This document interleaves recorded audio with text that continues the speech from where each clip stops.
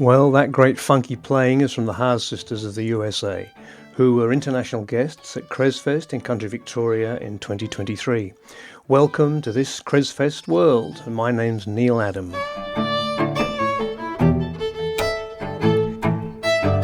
Cresfest is a folk and roots music festival in Creswick near Ballarat, which takes place at the start of April each year. Helping organise Cresfest has led me into all kinds of amazing conversations and experiences, and these podcasts are inspired by them. Well, I'm singing Mary. Oh, Mary, don't you weep. Don't tell Martha not to mow. Martha, don't you mow. Well, Mary, oh, Mary, yeah. don't you weep. Tell Martha not to mow. Martha, don't you mow. It's Pharaoh's army. Don't you know they got drowned in the Red Sea. Singing Mary. Oh, Mary, don't you weep. Today in episode 19, we're going to hear about the Sweet Mona's Choir, Cresfest performers and local musical institution. Stella Savy, co-director of Cresfest, is also the musical director of this great community choir. And in this podcast, you'll hear her talking about how the choir was established 28 years ago and how it has developed. You'll hear from various choir members about what being in the choir means to them, and also you'll hear great new tracks from the brand new CD only recorded in December 24. But first of all, let's listen to choir member Jessie Edgar taking the lead on Mary Don't You Weep. Oh, don't you know if I could? I believe that I would. I truly would.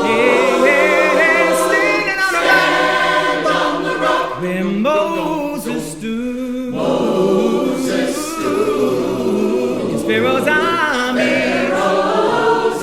Don't you know they got drowned in the Red Sea. And I'm singing Mary. Oh, Mary, don't you weep. Tell Martha not to mow. Martha, don't you mow. Ooh, yeah, I'm singing. If I could, I believe that I would. I truly would. Yeah, standing on the rock where Moses stood. Pharaoh's army. Don't you know they got drowned in the Red Sea. And I'm singing Mary. Oh, Mary, don't you weep. Ooh, I'm singing Mary. Oh, Mary, don't you weep. Ooh, I'm singing to Mary. Oh, Mary, don't you weep. Ooh, I'm singing Mary. Oh, Mary, don't you weep. So the Sweet Mona's Choir was started in 1996, and it was started, there was a performing arts course called Small Companies and Community Theatre was the title of the course, and at that time Verity Higgins was working there, and rather than doing a voice class for the students, she thought it would be a great idea to just have a gospel choir, as a way for kids to kind of use their voices in that way. And so Barry Deenick, who was brought in to start that as a class. So he came in and it was a class, choir singing, and he arranged a couple of old sort of Sam Cooke and the Soul Stirrers songs, some great material, Sister Rosetta Tharpe, for this bunch of raggle-taggled performing arts students to learn these songs. And so they did. They learnt the songs and ended up performing. They had 3 songs in the repertoire and ended up performing at the opening of one of the new buildings of the university. Right. And everyone thought they were incredible. And then it just went from there. So it didn't take very long before the choir were like, oh, we have to have a name. And so this whole sort of conversation about, it was Funky Barry and the Sweet Monas for a while, and then it just became Sweet Mona's Choir. And Mona being a person, who is Mona? No one actually knows. That's good. Yeah, and so the choir had its name but was still very much attached to the course. And then we're getting gigs at the Begonia Festival and here and there. And eventually people from the community wanted to join this choir because then there wasn't really anything like that. It wasn't long, like maybe only a few months after the choir started, and Barry had double booked. So Barry's an incredible bass player and he plays with Nicky Bomba a lot. So the band was Bomba then, but it's now Bustamento and the Melbourne Ska Orchestra. So he had a gig and he just sort of, Barry and I had known each other from a previous musician's life. And he said, "Oh, Stella, can you conduct?" And I was like, okay. I'd never conducted a choir before. And so I stepped out and conducted the choir. And then so for a long time, Barry and I were sort of running it together where if he wasn't available, which turned out to be every gig, I would conduct it. Then eventually said, "Do you know what, you need to just be the conductor and I'll be there to support you, maybe, if I can." And so then the decision was to open it up to community members as well. And so there was maybe about, 10 or 15 people that joined the choir. And eventually it just became its own community choir from there. And then I think over the years, those first few years, it was decided that the pressure needed to not be on Barry and I to have to manage all the the money coming in and So a committee was formed, and I think that was probably one of the best decisions ever made, to have a committee that just managed the admin, I guess, of the choir. And then over the years, it's sort of developed into a committee that has grievance procedures and policies about how we do what we do and why we do things certain ways. And it's fantastic, really, to have that, where it has it's incorporated, it has its own bank account, it has,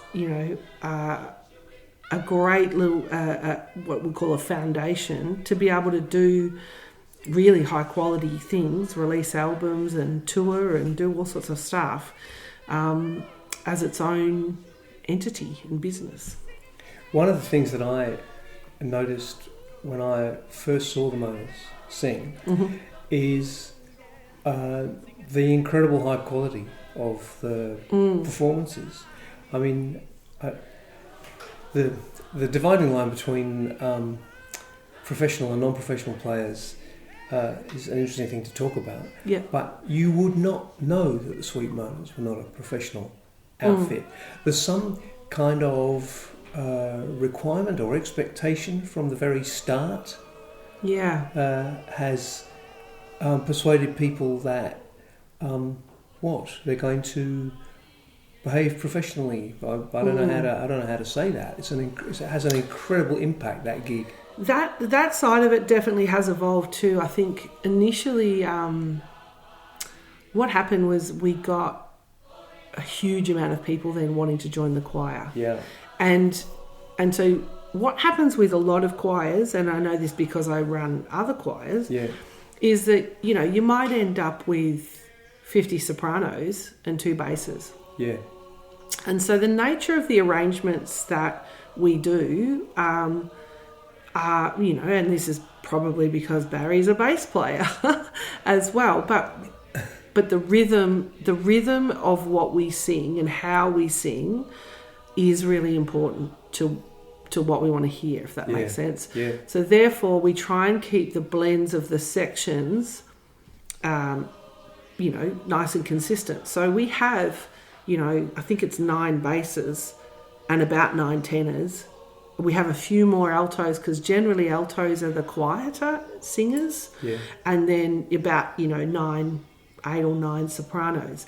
So we always try and keep the membership even in that regard, which is why then we go, okay, well, we have to sort of audition. And we audition not necessarily for your vocal skill, but it's just an audition to go, okay, so we've got 16 people who want to be sopranos, we have one soprano position. We have to be able to sort of decipher who that's going to be. Yeah. So that's why we audition. Then within that, of course, you can choose someone that you want to be in the choir. And again, it's not always about your vocal ability. We also go, well, we want someone who's going to fit into our ethos. Yeah. We want someone who's able to commit and, you know, be available for gigs and that sort of thing as well. Yeah. So, you know, we're auditioning with all of those things in mind, not just about the musical ability. But then within the choir as well, we have always had a pretty strong focus on personal development. So we really want choir members to feel like as singers and as ensemble singers, they're getting stronger. So we have lots of conversations about blend, cutting off notes, being sharper with what you sing, not over singing in spots, working as a section singer, then listening to each other. I mean, and I know that all sounds really kind of normal, but actually it's not that normal. Not many people sing in a choir and go, when am I ending that note? What's my mouth shape? How's my voice blending with the person next to me? And so we hone in on a lot of that stuff really tightly, I guess. And over the years, what's developed is a 40-piece ensemble that can be super tight and super sharp with the way we deliver songs. Well, that's what the boss of the venture says. Let's hear from a few of the members. First up, here's James talking about moving to Ballarat a while ago and finding the Monas. Yeah, so I've been in Ballarat probably about 2 years. My partner and I moved down here from Canberra after our first nephew was born. So we decided to kind of give up those sort of high-flying corporate lives, come down to Ballarat, and I think try something new. So my family was born here, so I've got a whole lot of family connections in the area. So really just trying to, you know, reconnect with those and reconnect with the town that I remember from growing up. Yeah, that's lovely. So you were a member of a community choir in Canberra. That's right, yeah. I find choirs, particularly community choirs, are a really quick way to find your tribe, I suppose, within a community. So to find those people who you can form that instant connection with. And yeah, coming from Canberra, where I was a member of the Canberra Gay Lesbian Choir, which was really about much more finding people who belong to that LGBT group, finding that sense of community, and the choir was a vehicle for that. Moving down to Ballarat, I was much more interested, I think, in finding a choir that could connect me into the Ballarat community. And I think, yeah, community choirs are one of the ways that you can find instantly that group of people who you've got a shared interest, you have a shared passion, which I think is a really important part of building that community, is finding people who share your passions and you can share those with. So there actually are quite a large number of community choirs in Ballarat and in the regions around. So it became a process of trying to find the right one.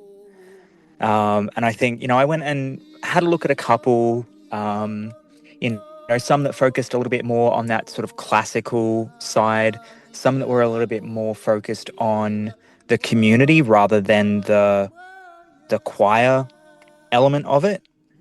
And then coming across Sweet Monas, it was really, genuinely, it was just a Google search about local choirs in the area. But the way that Sweet Mona's choir talks about itself, the way that it presents itself, the type of music that it sings, was a real draw card for me. And I think the other big thing for me was yes, it's a community choir, but it's an auditioned community choir. So that's really looking for people who are interested in singing, want to be part of something, and are coming to it with a level of skill, a level of musicality that you don't necessarily get in other community choirs. And I think a lot of that is, yes, it's the choir members. Like, you don't join and then stay in a choir like the Sweet Monas if you're not committed to it. But I think a lot of that comes from Stella and from the passion that she leads with and that she imbues the choir with. It's a really... I haven't had a musical conductor like Stella before who comes with... Not only is she an incredible musician in her own right, but she knows how to share that joy and excitement with the rest of the choir. She knows how to create a space for play, but also quite serious musical moments, and how to build that in people, which I think is really, really impressive. There's a piece called Messina Yeah. that is just incredible to listen to, the way that it was recorded for the CD. It's a beautiful piece that kind of, it grows and builds, it ebbs and flows in this really satisfying way to sing, and just really, I think, emotional way to listen to. And then for the CD recording, we're able to get some recording artists to... ad-lib's probably the wrong word, but to sing over the top of it. And it's just created this really unique sound and this really beautiful song that just... It's impossible not to listen to it and feel something and just really connect at an emotional level with that song. James said the track's called Messina. Actually, that's an ice cream brand. The track's called Messeya, and the lead singing comes from Valanga Rosa, who's a South African vocalist, a marvellous singer, who lives in Melbourne. This is really beautiful singing.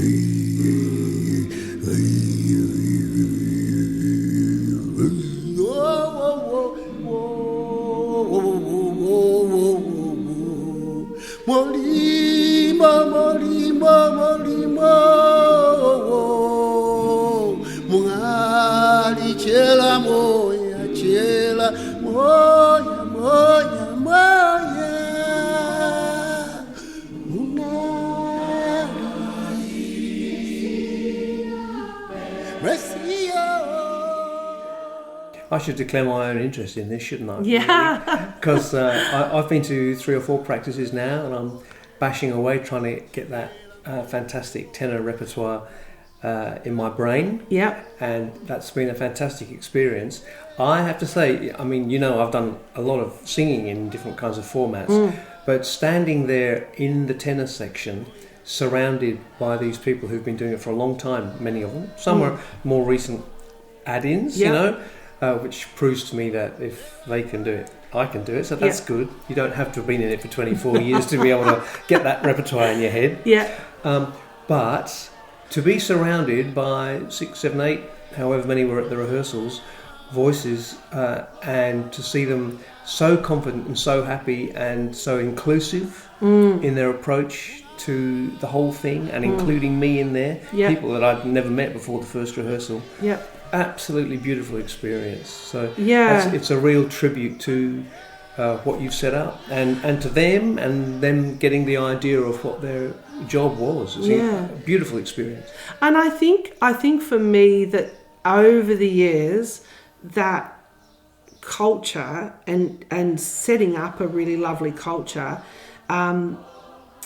is probably one of the most important things you can do aside from learning the songs, because it's really easy. And I've seen this in other choirs when I've visited choirs to run sessions for them, and you go, oh, there's a bit of nastiness going on here, and people don't feel able to have a go at a solo or sing it. They're sort of too afraid to kind of do certain things, and you think, oh wow, we really don't have that culture. We've had times in our past where things haven't been amazing culture-wise, and it's what's been interesting is that we've had always a great committee to sit down and kind of thrash it out and go, well, that's actually not what we want for this choir, so how are we going to change that?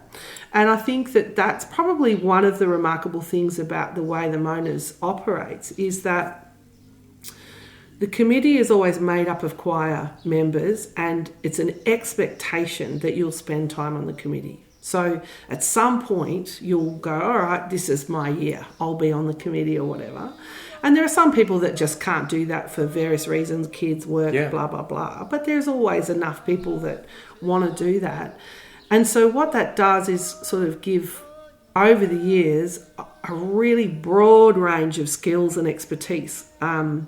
And so people will say, oh, in our workplace we do this, or we have this policy, or da-da-da-da, and, that sort of becomes part of the knowledge, I guess, that the committee then go forth and hold. So as a committee, our documents and the way we operate I think it's clear, but it's still open for interpretation. We're still happy to evolve with the times.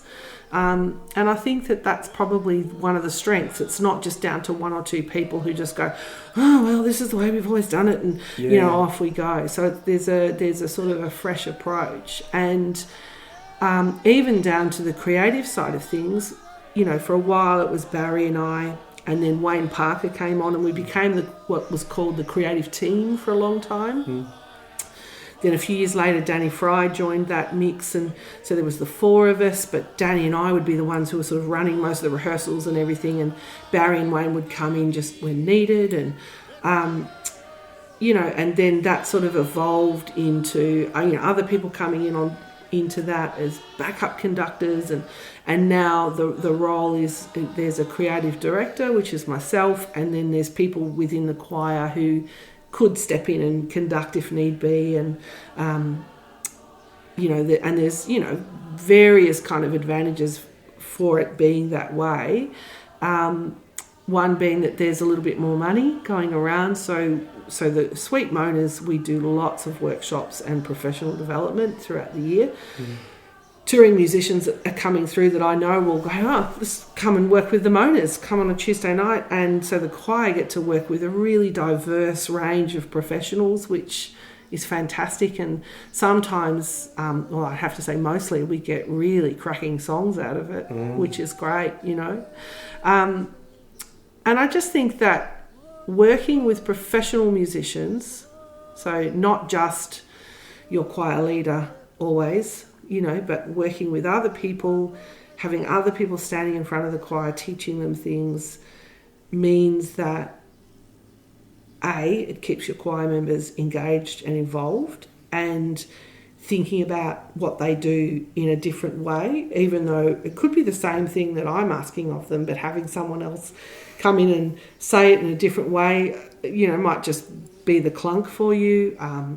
Getting involved with different cultures as well, coming from all around the world, is always a great thing, And then when we go and we do things like record an album, as a group of people producing sound together, we've been working on it, we've been growing and developing together. So the sound that comes out of the Monas is incredible. I'm always flabbergasted, and I go, oh my God, they're actually doing it. Woohoo! In the groove and let the good times roll. We gotta stay here till we soothe our soul. If it takes all night long, it might be 1 o'clock and it might be 3. I don't care 'cause time is nothing to me. Yeah. There's this incredible similarity with the Scottish Fiddle Club that Judy used to run, because we were always bringing fantastic fiddle players from whatever background, from whatever country, who were on tour, putting them in a room with 30, 40, 50 fiddle players, and there was always a buzz about the room and an excitement of learning, you know. You could have learnt the same thing from one of our own members, but to have someone who's doing it professionally come in and then also be moved by the level of the people they've come into the room to play with, it's a really special thing. Which I think is actually, you know, I mean, here we are in this Crestfest World podcast, but that's actually the essential kind of element to Crestfest as well. Yeah. You know, working with professionals in their field or traditional culture keepers, people who really know or have been raised in a certain way, sharing that knowledge with the group and then us being able to interpret that and perform it and share it again and again, I just think is what makes the world go round, actually. Yeah, well, it's definitely what makes Crestfest go round, isn't it? Yeah, and the Sweet Moaners. Yeah. Yeah. And then, you know, with that recording, I mean, we went away for a weekend and recorded 16 tracks, you know, which is pretty phenomenal. Yeah. And the other thing about that was that every time it was like, okay, we're going to do this song, there'd be a little bit of argy-bargy with, we might reshuffle some mics, move some people around or whatever. And then, you know, first take, I'd be like, that was pretty incredible. Okay, well, let's do another one. Maybe we can do a bit better. Oh, yeah, cool. Let's just do another one just in case. And you think, wow, that's pretty incredible to mostly be going first take, second take, great, third take, just in case. That's unheard of. Previous albums that we've done, you know, it might be the fifth, sixth take. We go, yeah, I think we can work with that. Let's hear from another choir member. This is Lily. Yeah, I joined the Mini Moaners when I was 12, and that was the first. I was there at the very, very first rehearsal. I think it actually came about because, I mean, I'd seen the choirs, the Sweet Moaners sing as a kid, and I, you know, absolutely loved them. Was just totally in awe of it. And because my dad was involved on the creative team, like involved in doing arrangements for the choir, and doing sort of workshops and things like that. So I think all the kids of the Sweet Moaners were like, can we be in the choir? Can we have a choir? And so Stella and Danny went, okay, and so they started the Mini Moaners, and yeah, it was great. It was really good because I was quite shy and I'd never really done any singing before. I'd never done singing lessons or anything because I was a bit shy, and it was just such a great environment, like a choir, to really just get into singing and not have to worry about the nerves of it and everything because you've got other people there. Stella and Danny became my mentors, really, because, yeah, they, you know, really encouraged me and just inspired me. And I mean, I ended up going on to after school, I ended up going on to study a music degree and then music teaching, and it all kind of, and Stella and Danny gave me my first music teaching job as well at Vocalise, the first sort of rendition of Coco music. 2020, I came back to, ended up back in Ballarat, and I ended up meeting my current partner and then having a baby. And then the first sort of thing after that I did was I was like, I want to rejoin the Sweet Moaners because it's been so long, and they're just down there. Like, I was living in Ballarat East. I was like, I've got to do this. And yeah, then I came back. I sort of started back at the choir when my daughter was maybe 4 or 5, 6 months old or something like that. And it was actually a really important break for me to actually have a couple of hours where I can, you know, be someone else for a second and enjoy singing and being with other. I think my favourite song off the new record is "Didn't It Rain." It's just really fun to sing. It's got quite a complicated kind of layering to it, with the different sections having very different rhythms and very different parts, and they all kind of come out in the mix throughout the song. Like at some points you really focus on the sopranos doing this really full-on rhythmic fast part, and then it'll go to the altos for the solos and down to the basses, and it's just great when it gets in the pocket. It just really works and it's really fun. God sent Raven to spread the news. He arched his wings and away he flew. Just I said it rained, you ain't know it rained. Just oh, it's how it rained. It's raining too long, just like the rain. It's raining all day, day all night, and all night it rain, and all day it rain, and all night it rain.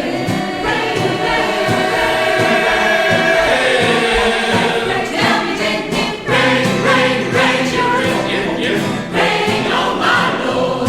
Didn't it, yeah, didn't it, you know it didn't it? Oh my Lord, didn't it rain? Tell me, didn't it rain, rain, rain, rain on my Lord?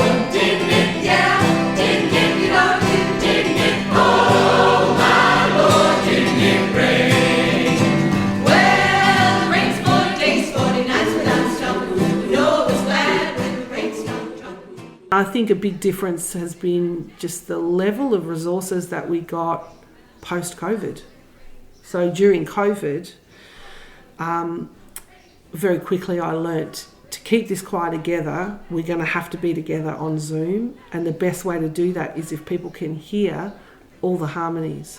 So if we didn't already have rehearsal recordings, I quickly, like all that time that I had sitting at home, I was like, right, and recording all of the tracks, which meant that people could hear the 4-part harmony coming through their speakers and stay involved. But then, of course, when you do that, all of a sudden you've got really good practice materials that stay in tune, stay in time.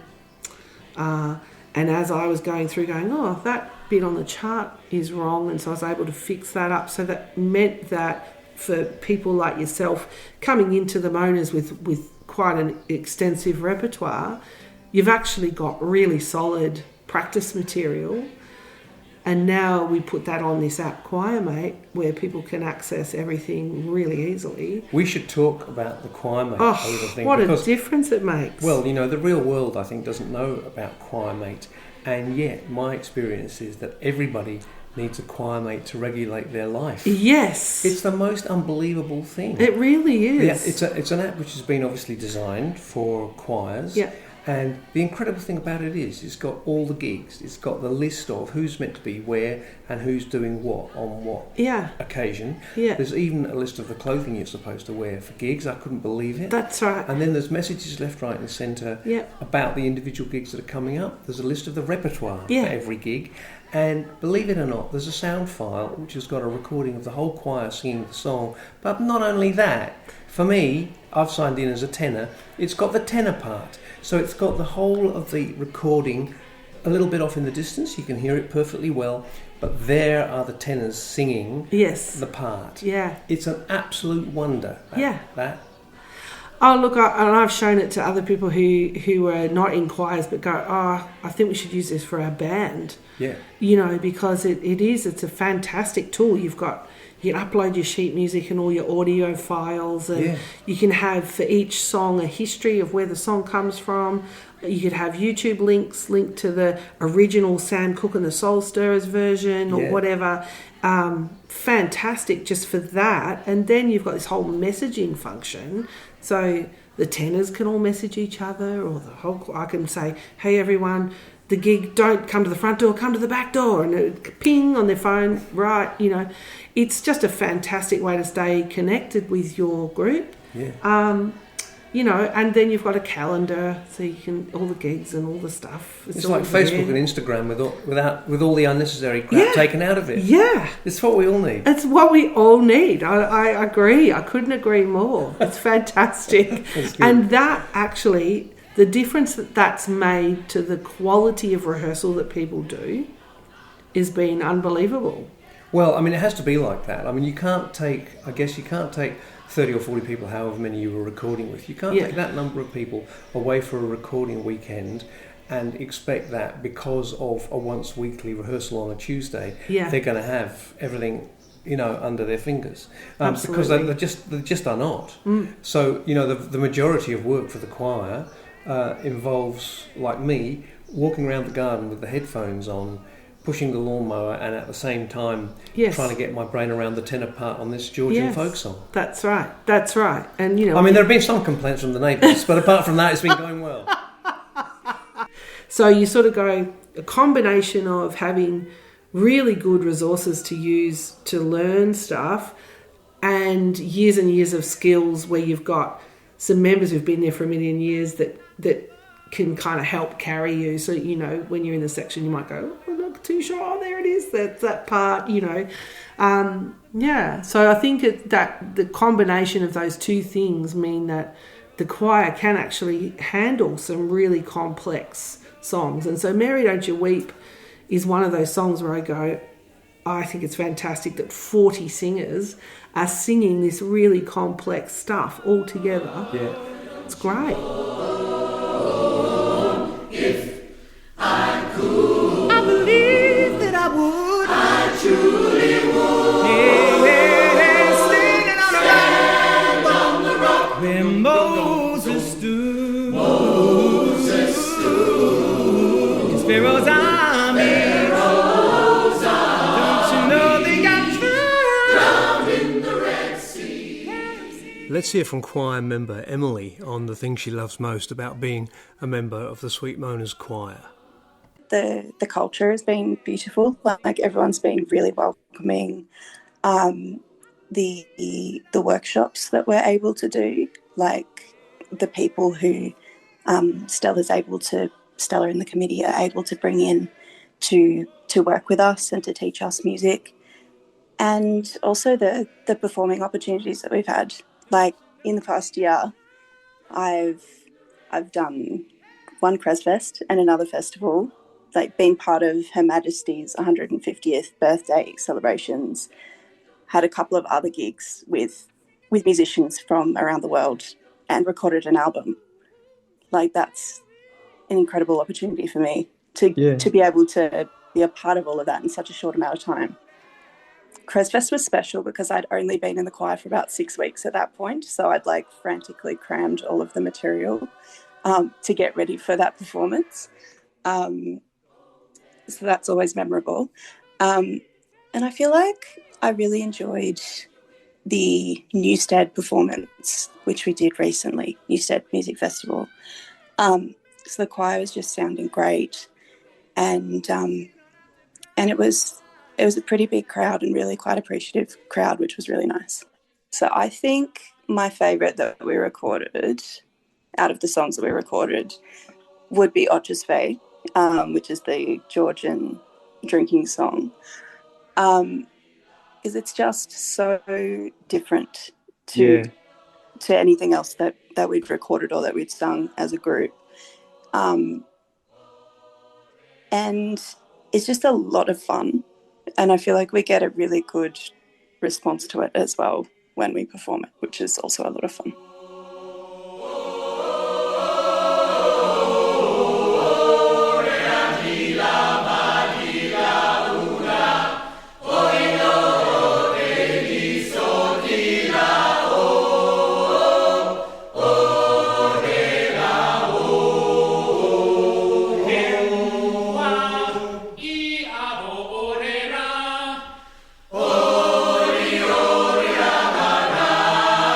Ore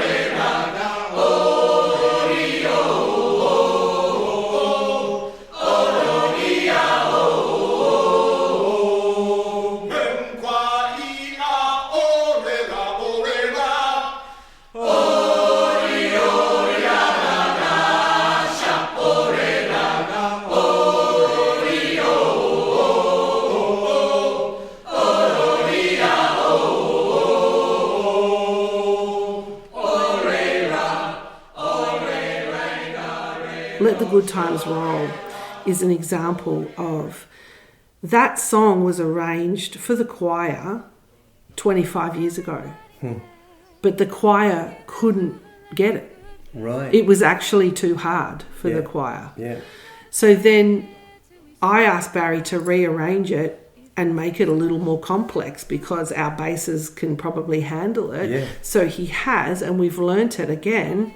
And here we are singing it 25 years later, a more complicated arrangement of that song that we couldn't get 25 years ago, a simpler version. So the choir has evolved with its skill and ability to be able to handle, those sorts of arrangements. Everybody get in the groove and let the good times roll. We gotta stay here till we soothe our soul. If it takes all night long.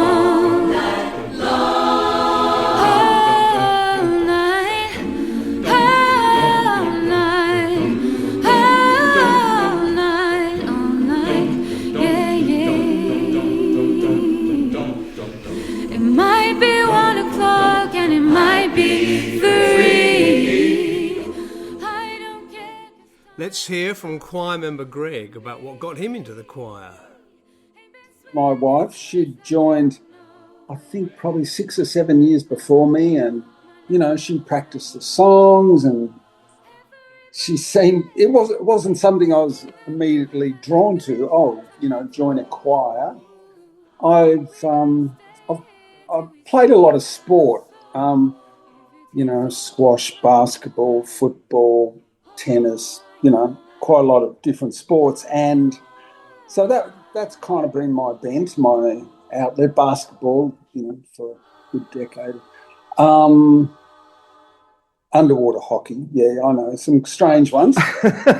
But then I saw Beth and, I liked the people she was hanging with, and she seemed to do some good things, and she'd come home happy from choir. So community choirs generally more women than men, but there are quite a few fellas in the Sweet Monas, and the idea of auditioning was a bit daunting for a non-musical person, really.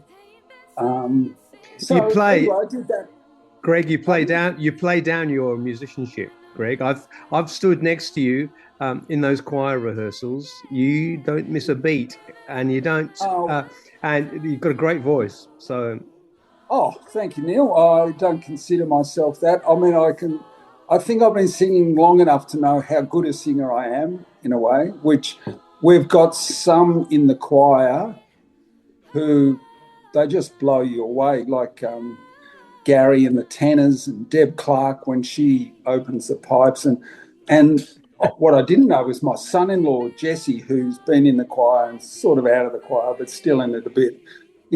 Oh my God, he can really sing, and I think the great part of the choir is just for someone who's not a novice really in music to come, and there are people who are professional musicians or music teachers, and their musicality is just something that you go, it's like by osmosis a bit. You learn that, or some of that anyway.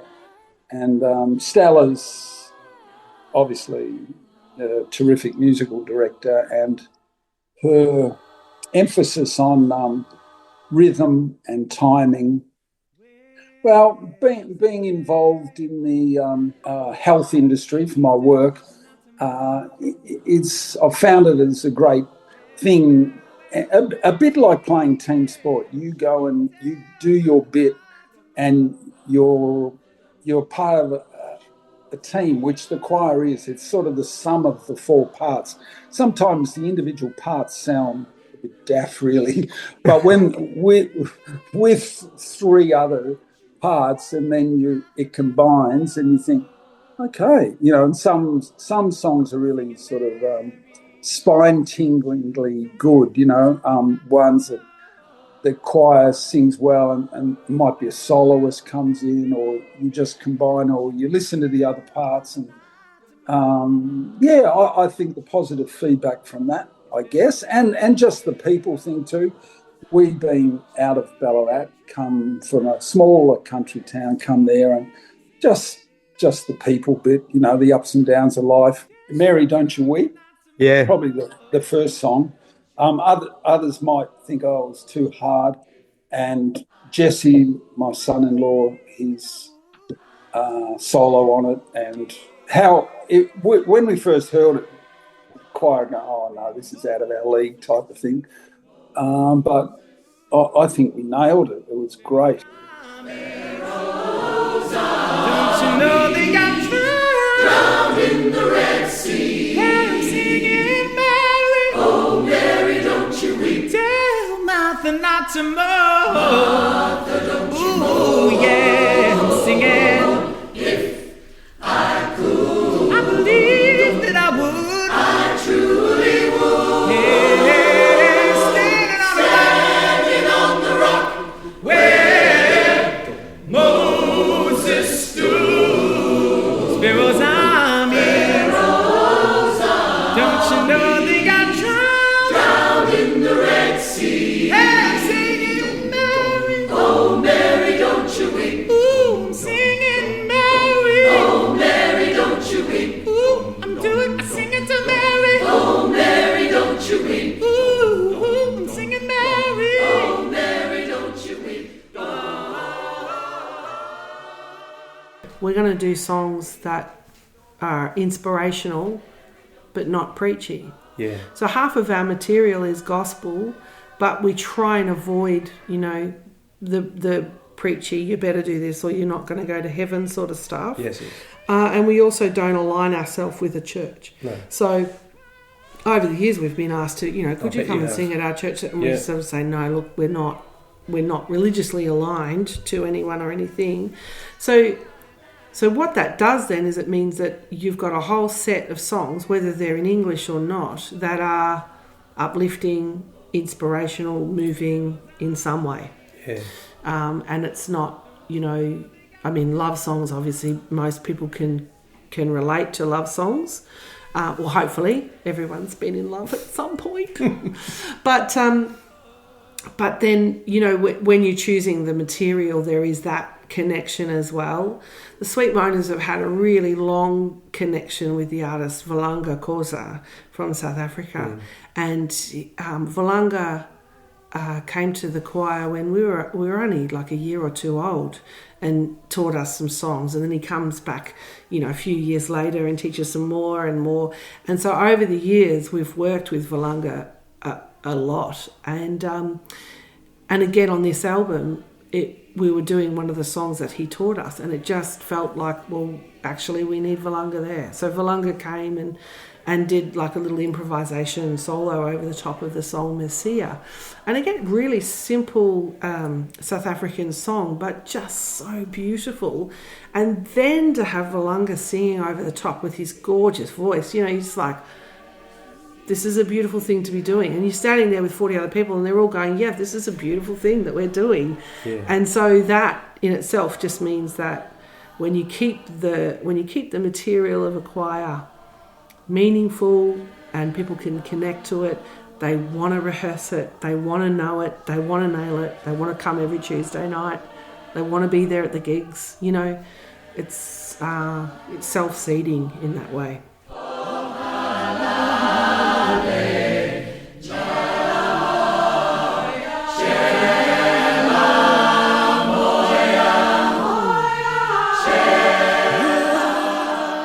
You may not be aligned with any church, but it's kind of a musical heaven, really. Really, it is. Well, I feel so lucky. I feel so lucky to be doing what I'm doing, because I get to stand at the front and hear all the parts and mix it to how I want.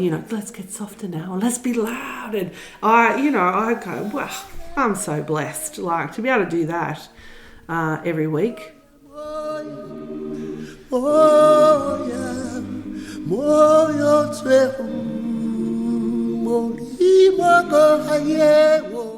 Today on this Chris Fest World, I've been talking to Stella Savy, the musical director of the Sweet Mona's Choir in Ballarat, and to Sweet Mona Choir members Lily, Emily, James and Greg about being in the choir.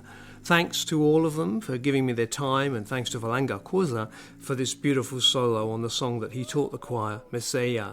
I want to thank Jesse Edgar for his solo on Mary Don't You Weep, and Lily Parker for her solo on Let the Good Times Roll. All the recordings on this podcast are from the new Sweet Mona's CD, engineered by Rex Hardware, mixed and mastered by Mark Woods. My name's Neil Adam. This has been This Chris Fest World episode 19, so there's another 18 that you can go and have a listen to. Please follow us and rate us, every bit helps. And in the words of John Ebden, an old BBC radio presenter of my youth, if you have been, thanks for listening. See you next time.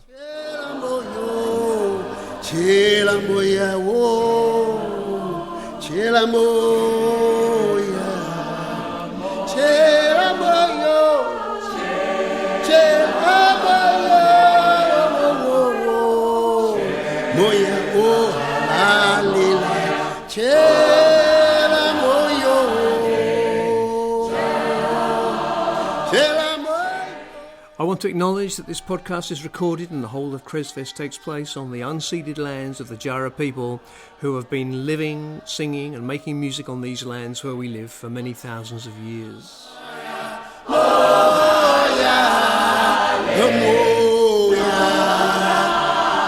Mungadi,